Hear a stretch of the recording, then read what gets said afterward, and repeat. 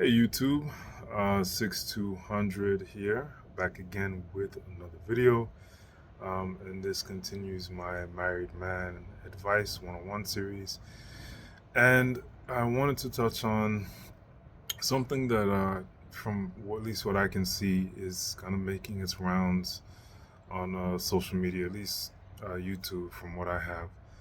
I'm seeing quite a number of videos pop up in my timeline, I guess. I don't know, my selection or my algorithm of people, and actually, especially women. But this applies to both genders. Basically, just feeling burnt out. And I have some thoughts on that. All right. The most obvious thing that sticks out to me is the difference in how we live collectively now versus how we lived basically 50 years ago, even 20, 30 years ago. It's really been that much of a change, you know, over a very, very short amount of time. And that's effectively just a single generation. But what I mean is, and this actually, I think, really showed up and manifested through Gen X, down to the millennials, and now down to Gen Z. I see a lot of people talking about how burnt out they are, how tired they are, um, and to me that says something is wrong, right? That's what it says to me. Um, I think a lot of that has to do with the fact that we don't collectively live right, and what I mean by live right, I mean we don't live according to a real value system, right? Um, Shout out to Crimson Cure. She talks a lot about that, the value system versus the lost value system. And it's true, we don't live according to a value system. The only people that I observe that actually live by a value system are people that are born and raised and remain in like a traditional patriarchal culture, right? A culture that is underpinned by rules, right? By order system, an entire infrastructure that informs all of the citizens on how to live, not just how to have fun, but how to get through hard times, just as how to celebrate good times and easy times. Because we in Western society essentially practice individualism, that means there are no guardrails, there's no governance, right? We basically are left our own devices, and what that means is we can do whatever we want. There's no one not just breathing down our necks, but there's just no one, behind us. There's no one that can pull your coattail. For example, if I wanted to take on a selfish endeavor, um, who is there to actually check me, right? Who's there to say, hey, don't do this? Think about your family. Think about the blowback it would have on these people. Think about the blowback it will have on your life if you make this selfish choice. There really isn't that anymore.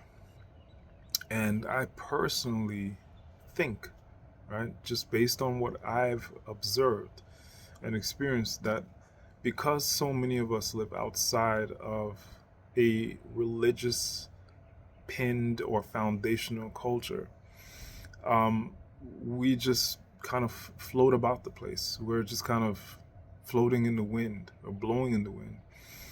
And I think this actually affects our female population more, because I actually see more of these videos coming from the female population. I think the further you are away from your biological imperative, right? If you're a woman, what's your biological imperative? To uh, get married, have children, right? Raise children. That's actually your biological imperative. If you strip it down to its A, B, C's, and one, two, threes, and remove the complexity of a modern Western society, what are you actually good for as a woman? You are a body for breeding. That's what you are, right? You are meant to support a man. That's what you actually are meant to do on a biological level. The further you get away from this, the more stressed out you will be in your life and the more tired you will feel. This is, like I said, what I've actually observed in my own everyday life. Right? I am married. I have sisters. I have I've had female friends before. It's just something I see, and it's the same for men. I find, for example, just using myself, that the closer I live my life, right, to my own biological imperatives, the easier my life is. Not necessarily meaning that there are no challenges, meaning that my life feels more fulfilling. I have more energy to do more things because I'm basically filling up my own gas tank. Every time I fulfill a biological imperative as a born man, it also recharges my battery to do more, right? What's a good example? I remember one year, in fact, it was our very first year in our house after we purchased it, our first winter storm.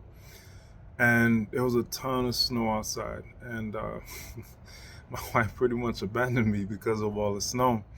And I didn't prep the snow blower. Like, we had an old snow blower that we inherited from the previous owners. And I didn't prep it. So we were forced to just shovel it.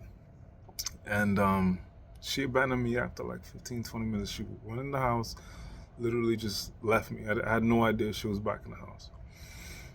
And it took me up to a week, because we have a corner property. It took me up to a week to shovel all the snow from the driveway to the sidewalk, everything. But you know what? While I'm doing that, she was cooking. She was preparing lunch. She prepared dinner. She made hot chocolate. It's like stuff like that, right? She was out of her depth. She didn't have the physical strength, the power to do what I could do. And so she bounced on me. But I did. And not only did I do it, and I did it over time, she used her skills, her capability to do what she was really good at. And it's like this double impact. It's like, or a dance, or a perfect balance, right?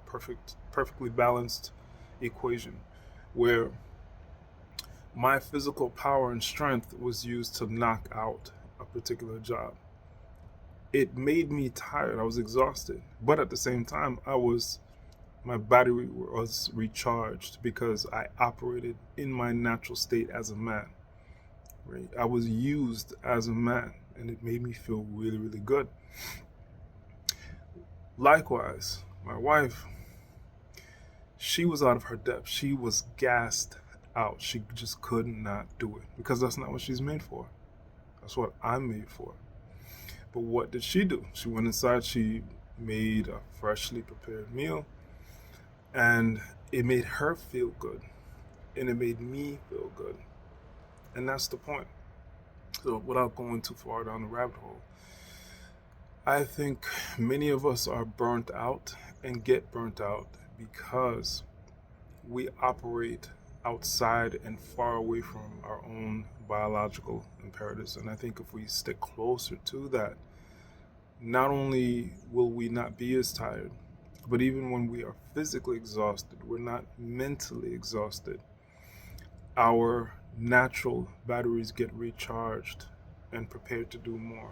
That's why the women of yesteryear cooked all the way up until their late, 70s or so, 80s, because they were operating closer to their natural biological imperative. Same with the men. That's just how it goes.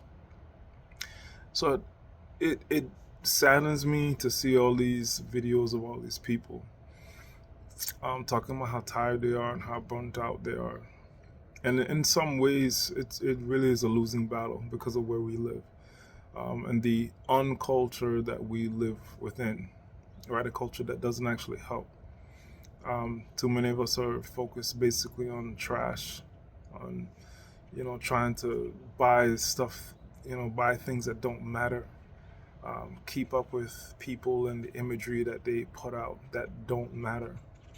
Right? What do they always say? The happiest people sometimes are the poorest people. And it's not to glorify poverty, but the lesson in it is not chasing after things and material possessions. Um, that can force you to focus on what you actually have, what actually matters, which is your family. Right? I'll leave you with this. I remember one time we were visiting family, and my granddad, he said, he was looking at me because I was actually looking at him, just enjoy the whole family around him, and until he was really really happy. And after I looked at him, he looked back at me, and he said, he made a comment saying that he can tell that what I'd like to do every time I go down there to visit them is I fill up on the love, and it charges me up, and then I go back home and I perform. And every time I need that battery charge or my gas tank full, every time I need that tank full of love, I go back down there. And it's true. It's absolutely true. So that's the message for the day. Just wanted to share that thought. Yeah, it definitely saddens me. But, you know, I think the best thing we can honestly do is try to remember why we're here. Live your life with a purpose, right? Find the purpose. Find something. If you're not going to, be a husband and a dad, if you're not going to be a wife and a mother, that alone is going to be a heavy trade-off. But find a purpose to live by. Don't live your life, doing every little thing you want to do, especially if it's of leisure.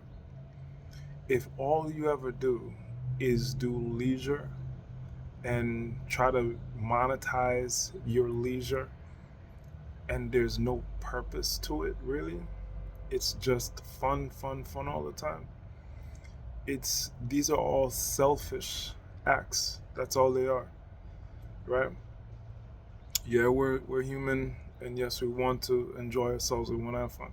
It can't be, just cranberries and peaches all the time. That's an empty life, and you will be tired of it because there's no purpose, there's no point to what you're doing except, a fleeting feeling of self gratification. That's no way to live. So I urge any of you that are doing that to reconsider, right? Yes, have your fun, but you need a purpose to go by. That's it. Just try to remember that. That's the message for the day. Thank you guys for listening. 6200 out, and I'll catch you guys on the next one.